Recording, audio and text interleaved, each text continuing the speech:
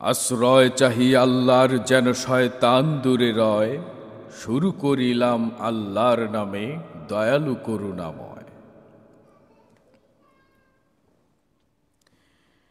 কাফিরের প্রাণ যারা তুলে নেয় নির্মমতার সাথে, যারা মুমিনের প্রাণের বাঁধন খুলে সুকোমল হাতে, তীব্র গতিতে সাঁতার কাটেও সামনে আগায় জোরে, সকল কাজের নির্বাহী যারা শপথ তাদের ওরে। যেদিন প্রথম সিংগার ধ্বনি করবে প্রকম্পিত, তার পেছনেই পরবর্তীটি আসবে সুনিশ্চিত।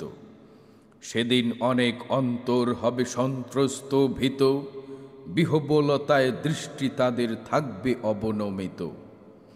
তারা বলে আনা হবে কি মোদের পূর্ব অবস্থায়, যখন আমরা বিগলিত হারে পরিণত হব হায়। তারা বলে যদি তাই হয় তবে আমাদের কি উপায়। এটা তো শুধুই এক মহানাদ পূর্ব প্রতিশ্রুত, তখনই তাহারা খোলা ময়দানে হইবে আবির্ভূত।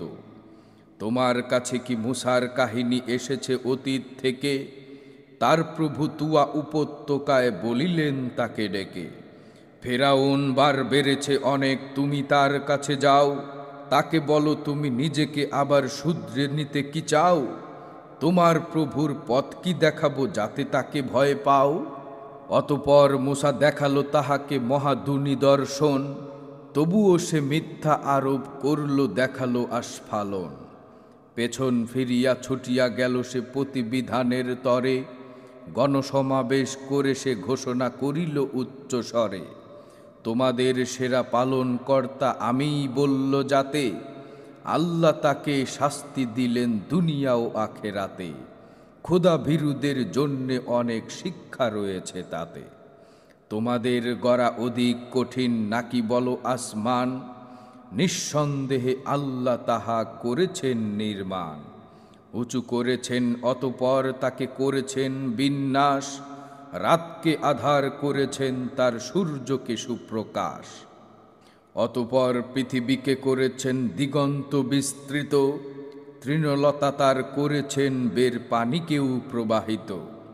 পর্বতগুলো গেথে দিয়েছেন দৃঢ় মজবুত করে, তোমাদের আর পশু পাখিদের ভোগ সুবিধার তরে। অতপর যবে মহাসংকট এসে যাবে সম্মুখে, নিজেদের কৃতকর্ম সেদিন স্মরণ করবে লোকে। জাহান্নামকে খুলে দেয়া হবে দর্শকদের চোখে। সীমালঙ্ঘন করে যারা আর দুনিয়াকে যারা চায়, জাহান্নামী হবে তাহাদের চির আবাসন হায়। যে তার রবের সম্মুখে এসে দাঁড়ানোর পেত ভয়, মন্দ কামনা হইতে নিজেকে ফেরাতো সুনিশ্চয়। জান্নাতি হবে ঠিকানা তাদের সুখময় আশ্রয়।